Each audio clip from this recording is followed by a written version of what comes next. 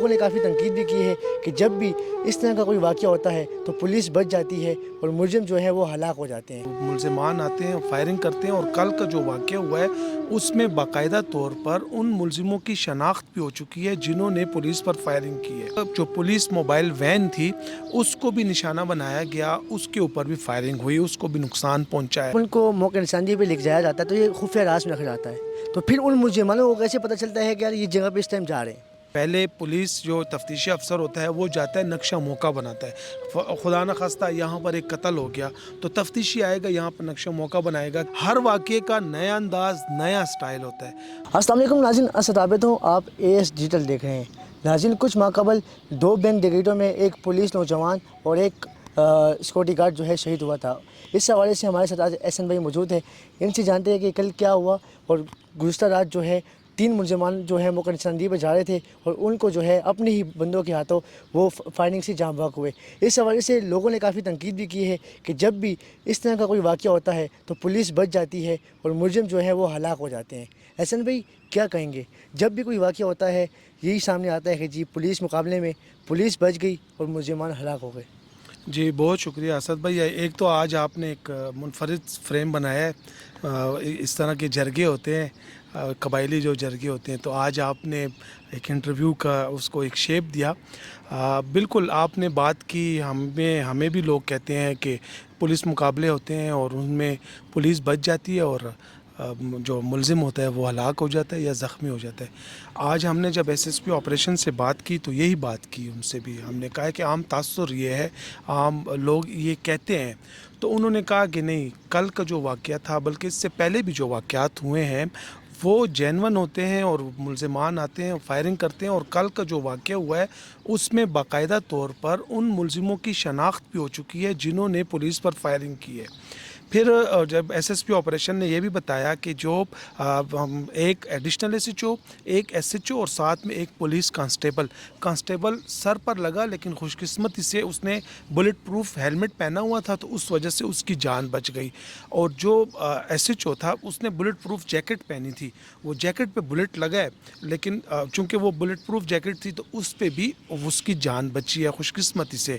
دوسری جانب جو پولیس موبائل وین تھی اس کو بھی نشانہ بنایا گیا، اس کے اوپر بھی فائرنگ ہوئی، اس کو بھی نقصان پہنچا ہے. تو SSP آپریشن کا تو یہی کہنا تھا کہ آپریشن پولیس جب اس کو موقع نشاندہی پر لے کر جا رہی تھی تفتیشی ٹیم تو فائرنگ ہوئی ہے جس میں ہمارے جوان خوش قسمتی سے بچے ہیں. تو اب دیکھنا ہے آگے مزید تفتیش ہوگی کہ کیا بات سامنے. SN بھائی، لوگوں کا یہ بھی سوال ہے کہ جب ان کو موقع نشاندہی پہ لکھ جایا جاتا ہے تو یہ خفیہ راز میں رکھا جاتا ہے. تو پھر ان ملزمانوں کو کیسے پتہ چلتا ہے کہ یار یہ جگہ پہ اس ٹائم جا رہے ہیں؟ نہیں، خفیہ اس لیے نہیں رکھا جاتا کہ دوران تفتیش اگر جو قتل واقعہ ہو یا ڈکیتی ہو یا کوئی بھی کرائم ہو تو جو گرفتار ملزمان ہیں انہیں یہ انویسٹیگیشن کی اور اس کی یہ لازمی جز ہے کہ وہ نقشہ موقع جسے کہتے ہیں. پہلے پولیس جو تفتیشی افسر ہوتا ہے وہ جاتا ہے، نقشہ موقع بناتا ہے. خدا نخواستہ یہاں پر ایک قتل ہو گیا تو تفتیشی آئے گا، یہاں پر نقشہ موقع بنائے گا کہ اس کے شمال پہ کون سا علاقہ ہے، شمال پہ کیا ہے، مغرب میں کیا ہے، جنوب میں کیا ہے، دائیں بائیں سارا وہ نقشہ بناتا ہے. پھر جو عینی شاہد ہوتا ہے اس کو بتاتا ہے تم کہاں پہ کھڑے تھے، فائر کہاں سے ہوا، کدھر سے آیا. وہ پورا جو ڈیڈ باڈی ہے اس کے پاؤں کس طرف تھے، اس کا سر کس طرف تھا، اس کا ہاتھ کس طرف تھا. یہ بڑی ٹیکنیکل باتیں ہیں، یہ تفتیش کی بہت اہم اور بہت باریک چیزیں ہیں. تو یہ باقاعدہ طور پر موقع نشاندہی یہ لازمی جز ہے. کسی بھی واردات میں، کسی بھی جرم میں جو ملزم پکڑا جائے وہ موقع نشاندہی لازمی کرے گا. تو اسے بھی لے کر جانا تھا چونکہ پولیس نے اس کو گرفتار کیا تھا ان 3 ملزموں کو، اور یہ سب کو پتہ تھا. پریس کانفرنس ہوئی تھی اس میں CCP پشاور کی پریس کانفرنس تھی SSP آپریشن کی تھی. تو اس میں تو میڈیا، سوشل میڈیا اور سب کو پتہ تھا کہ ملزمان کو پکڑ لیا ہے.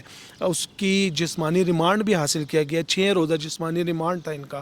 تو پھر سب کو پتہ ہوگا، اور پھر یہ تو کرمنل لوگ تھے، ان کو زیادہ پتہ ہوتا ہے کہ ان کو کب لے کر آنا ہے، کہاں پر لے کر آنا ہے، کیسے لے کر آنا ہے. ان کی ریکی کی گئی ہوگی اور کچھ ہوگا، کچھ مزید ہوگا جو باتیں ہیں، کیونکہ ابھی یہ میڈیا پہ تو نہیں بتا سکتے، یہ پولیس کی تفتیش کی ہوگی.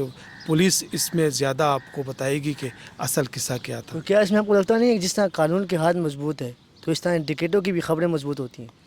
دیکھیں، عام فہم یہ ہے, ہم بھی سنتے ہیں, پورا معاشرے میں ہم اکثر سنتے ہیں کہ جہاں پر پولیس کی سوچ ختم ہوتی ہے وہاں سے جرائم پیشہ کی سوچ شروع ہوتی ہے.